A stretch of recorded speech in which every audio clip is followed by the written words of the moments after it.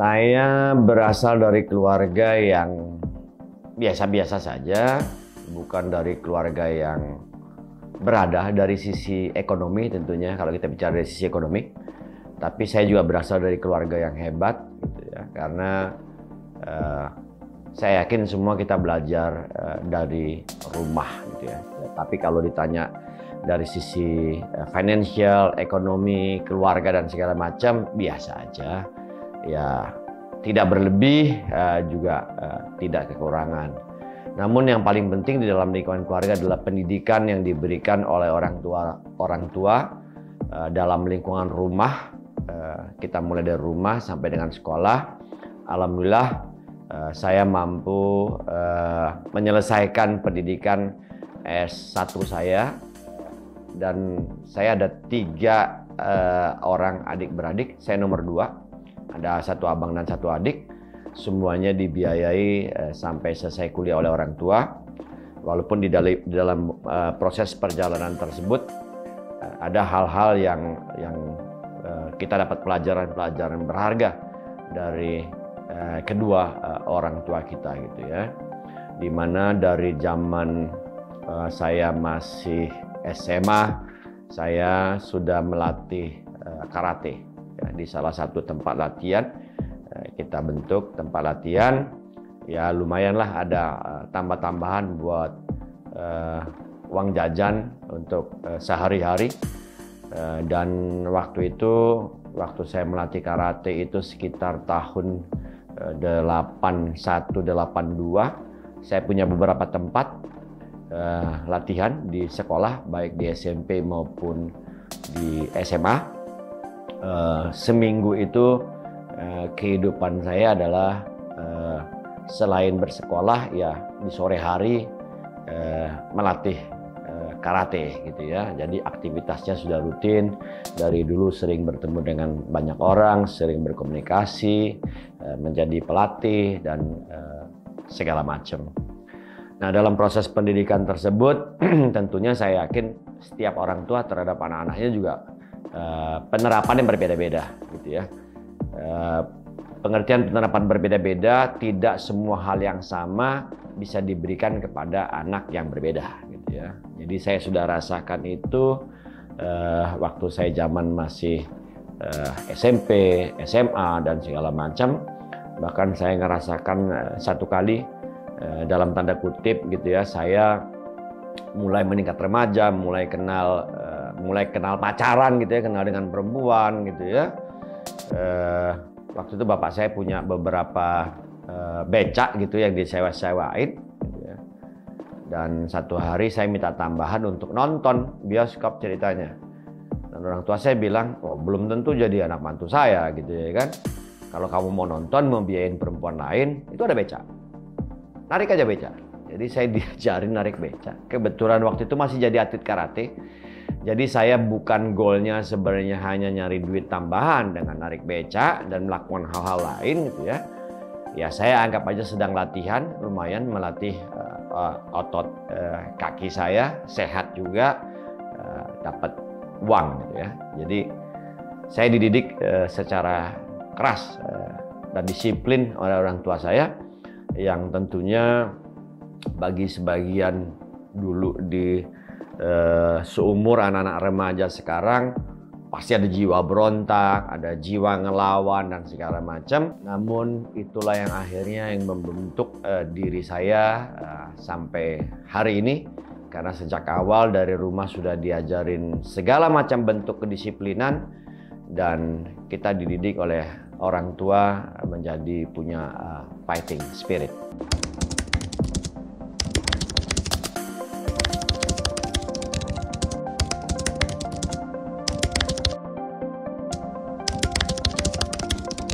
Sebelumnya katanya saya jadi satpam, sekarang jadi praktisi keamanan. Jadi kalau saya mau sampaikan, ya sampai hari ini saya masih jadi satpam.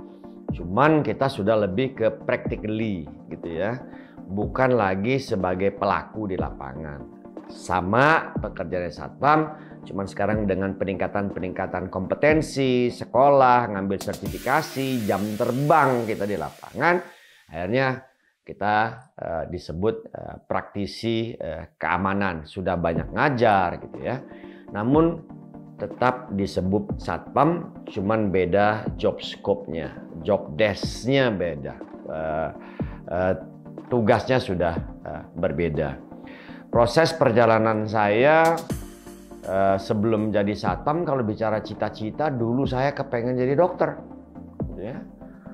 Cuman dalam proses perjalanan mau jadi dokter, kok kayaknya saya tahu secara akademik saya punya kekurangan, ketidakmampuan yang saya nggak yakin akan sampai ke ujung. Dan tentunya saya juga mengingat biaya yang cukup besar untuk menjadi dokter. Akhirnya saya mengurungkan niat karena saya sadar betul.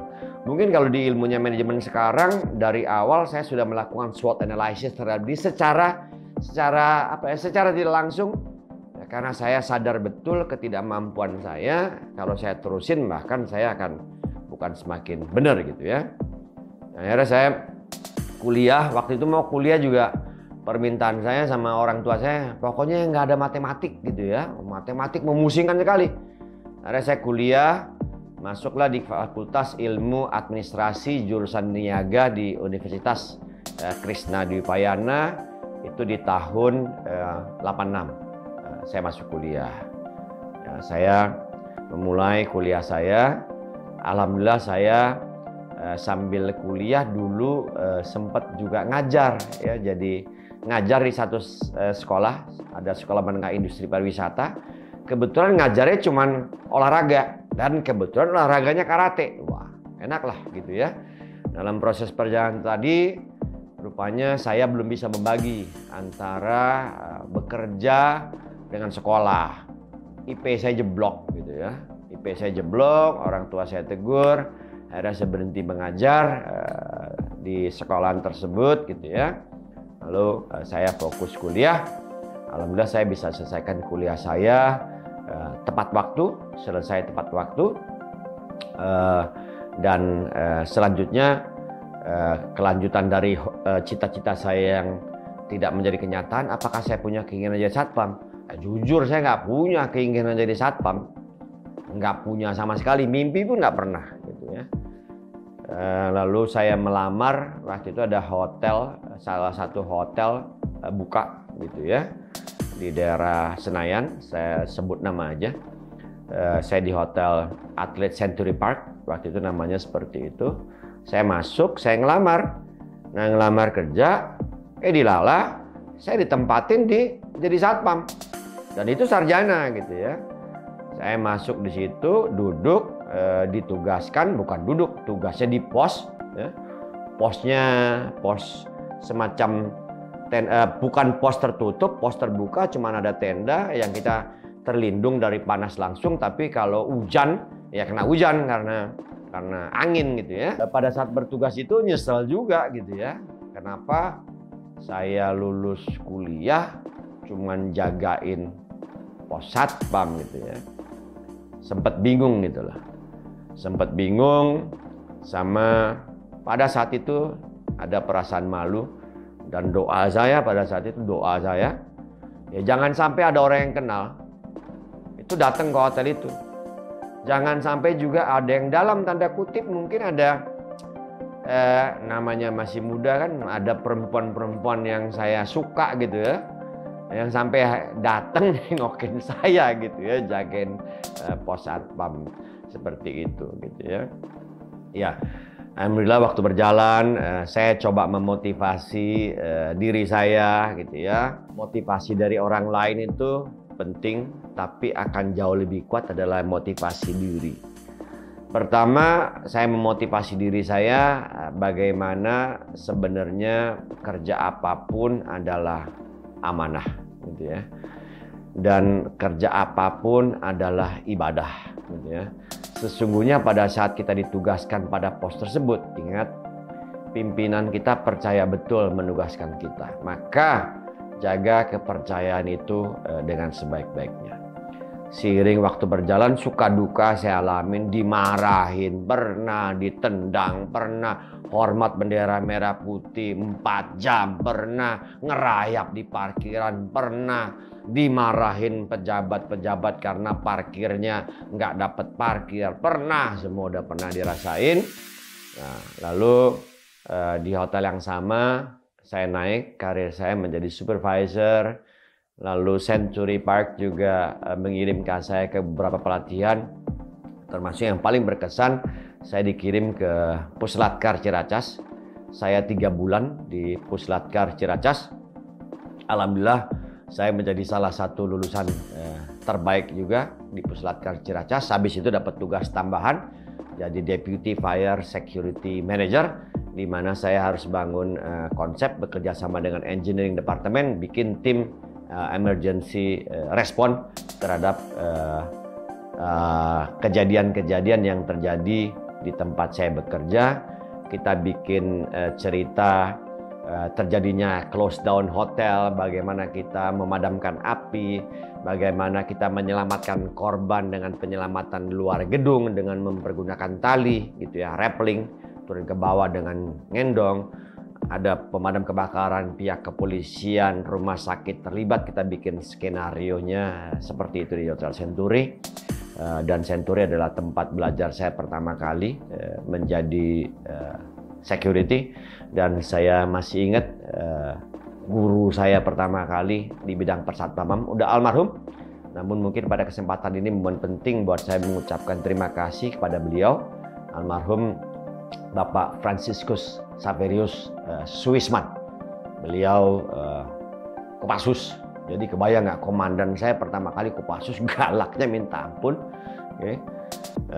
Waktu itu sempat kesel sama beliau, tapi akhirnya satu titik saya ingin mengucapkan terima kasih dan penghargaan saya setinggi-tingginya. Kalau nggak karena beliau, saya tidak jadi seperti saat ini. Lalu perjalanan di Century, saya sampai orang kedua. Saya menjadi asistennya beliau setelah beberapa tahun. Lalu saya waktu itu tahun 97 ada penerimaan hotel baru. Itu Hotel Mulia Senayan. Saya ngelamar, pengen nyoba jadi orang pertama. Ya syukur alhamdulillah rezeki juga. Saya diterima dan akhirnya saya muterlah beberapa hotel. Dalam perjalanan karir saya ada 6 hotel yang saya alamin. Jadi kalau bicara hotel on security atau loss prevention security atau manajemen security di perhotelan dan segala macam, termasuk istilah-istilah di perhotelan yang sering kita sebut monkey bisnis dunia perhotelan. Waduh, saya tuh hafal mati bagaimana orang melakukan pencurian, penggelapan, dalam tanda kutip crime di dunia perhotelan, dan tentunya ini knowledge buat saya di dunia perhotelan. 6 hotel saya laluin. Lalu setelah itu saya pindah nih ceritanya, pindah pengen ngerasain dunia lain gitu ya. Saya masuklah ke Badan Usaha Jasa Pengamanan. Kebetulan saya diterima di Badan Usaha Jasa Pengamanan asing gitu ya. Masuk, saya kok ngerasa belum ngerti apa-apa. Karena tadinya saya cuma ngerti security hotel. Nah, di tempat saya ini,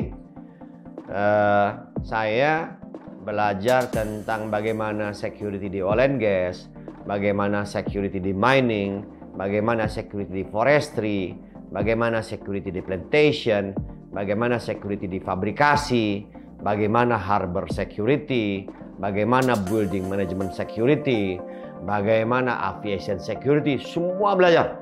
Dan akhirnya memang ternyata disitulah titik balik dan kesadaran saya betapa ilmu security bukan hanya pengamanan fisik belaka, bukan hanya jagain pos.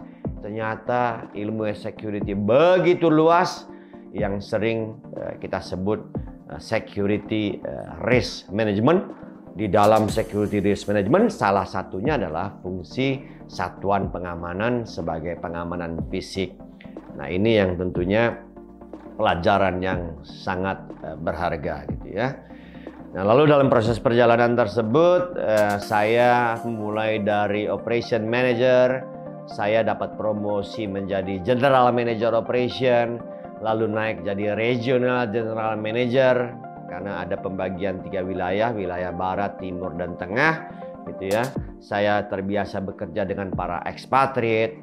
Banyak rekan-rekan sejawat saya, atasan saya, itu adalah pasukan-pasukan elit yang pernah bertugas lalu bekerja di namanya BUJP-nya Shields Indonesia. Saya bangga sekali pernah bekerja di sana, dan itu adalah kampus kedua saya. Setelah Unkris, itu adalah kampus kedua saya. Saya ketemu para orang hebat, gitu ya. Saya ketemu mentor baru saya, di mana di Shields dulu ada US Marine, US Army, French Parachute, Gurkha Nepalese, SAS Australia, dan South African Army, gitu ya. They are the expert, mereka expert di bidang-bidangnya, dan mereka lah mentor saya banyak sekali. Ada kurang lebih 40 expatriate, so I learned something, a lot of things from them. Mereka cerita, sharing, dan segala macam, sampai one day saya menjadi direktur operasi di perusahaan yang sama. Jadi saya kelola seluruh operasi di seluruh Indonesia, dan perusahaan saya tempat bekerja pada saat itu di eranya, dan saya selalu bilang setiap masa ada orangnya, setiap masa ada orangnya. Di eranya itu adalah salah satu perusahaan security besar, masuk 3 besar di Indonesia ini. Mungkin itu perjalanan karir saya. Lalu saya mentransformasi diri saya dari pekerja menjadi seorang entrepreneur. Di tahun 2007, lalu saya mendirikan usaha sendiri, mendirikan badan usaha sendiri.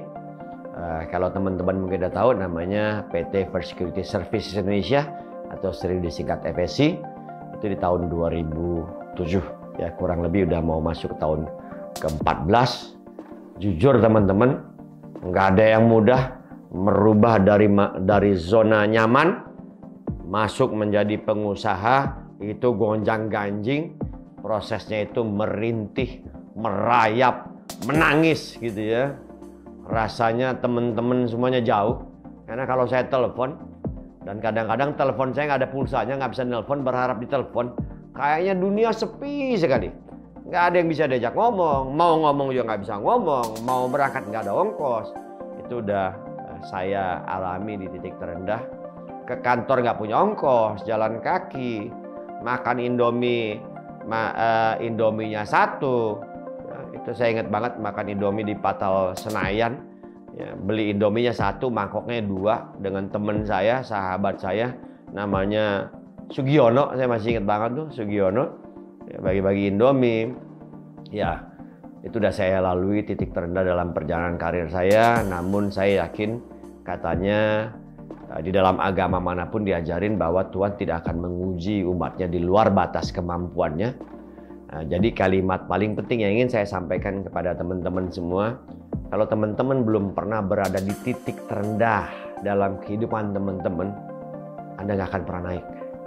Maka jalani saja itu. Masuklah titik terendah dalam hidup Anda. Nggak perlu malu, nggak perlu sedih, gitu ya. Tapi tetap semangat, karena kalau sudah di titik terendah, maka tak ada titik yang lebih rendah lagi, itu saatnya naik. Dan saya selalu ingatkan sama teman-teman, kalau Anda sekarang sedang berada di atas, hati-hati, ya, karena udah ke atas, kapan turunnya kalau Anda nggak siap. Maka ilmu risk management itu sangat penting dalam membangun bisnis, dalam menjaga diri kita berbisnis, dan segala macam. Dan akhirnya dalam proses perjalanan ini, saya akhirnya orang sering menyebut menjadi praktisi keamanan, karena saya mengedukasi diri saya mengambil beberapa sertifikasi. Saya ikut beberapa sertifikasi yang memang diakui di dunia internasional.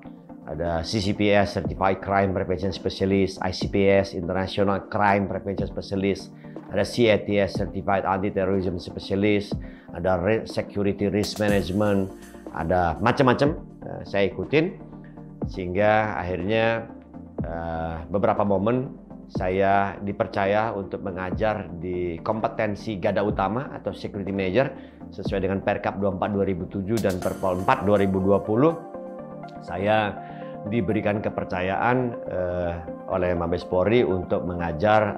Bidang saya adalah kadang saya mengajar risk management atau saya mengajar loss prevention. Jadi seperti itu. Kenapa saat ini saya disebut praktisi keamanan dan proses perjalanan, namun praktisi dan keamanan dengan Satpam. Satpam itu pekerjaannya, bidangnya praktisi keamanan, lebih kepada positioning yang saat ini saya punya. Seperti itu.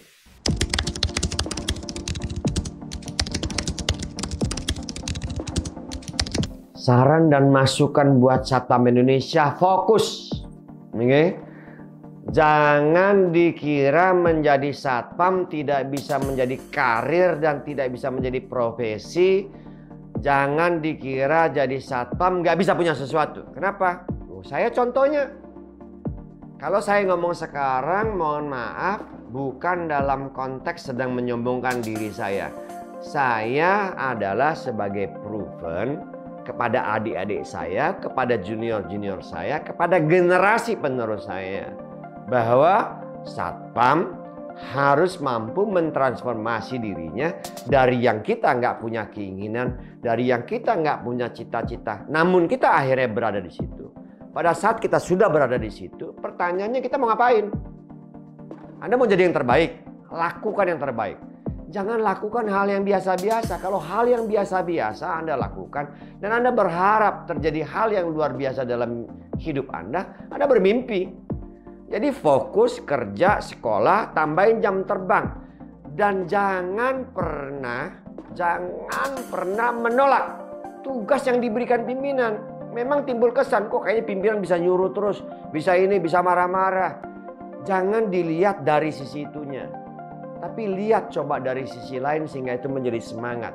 Bahwa kalau pimpinan memberikan tugas, perintah kepada kita, tanamkan di pikiran Anda, di hati kalian, bahwa pimpinan memberikan tugas biasanya kepada siapa? Kepada orang yang dia percaya, kepada orang yang dia suka. Dia yakin bahwa Anda mampu melakukan pekerjaan itu. Lakukan. Dan itu menjadi cerita satu hari. Karena saya selalu bilang, pengalaman nggak pernah bisa Anda beli. Yang lain mungkin masih bisa Anda beli. Pengalaman harus Anda lalui. Ketidaknikmatan, segala macam gangguan, ketidaksukaan, Anda harus jalani. Kenapa? Apa namanya nikmat? Apa namanya Anda punya kemampuan? Kalau Anda tidak mulai dengan hal ketidaknikmatan, ketidakmampuan, keterbatasan, dari situlah kita akan berangkat. Dari situ menjadi motivasi kita untuk melangkah ke depan yang lebih baik. Jadi saran saya, nggak usah ganti karir. Kalau kalian udah mulai jadi satpam, fokus belajar. Media sudah begitu banyak terbuka. Ada semua orang sedunia ini yang bisa kita tanya. Siapa? Mbak Google. Tanya, semua literatur di situ ada. Ya, dan dengar dari beberapa, mungkin ada rekan-rekan saya yang para praktisi keamanan yang lain. Banyak kok mereka sudah bikin YouTube gitu ya. Di YouTube saya juga ada echannel.id. Itu saya banyak kasih materi-materi. Silakan dilihat, like, subscribe, and comment di echannel.id. Di situ banyak materi-materi, paling nggak menjadikan pengayaan kalau belum ke arah sertifikasi. Oh, bagaimana nanti mau sertifikasi? Ya mulailah menabung, mulailah dikelola keuangan Anda, diatur, masa depan itu dapat diatur. Seperti itu mungkin yang saya perlu sampaikan kepada adik. Tetap fokus, selalu belajar, dan tetap semangat.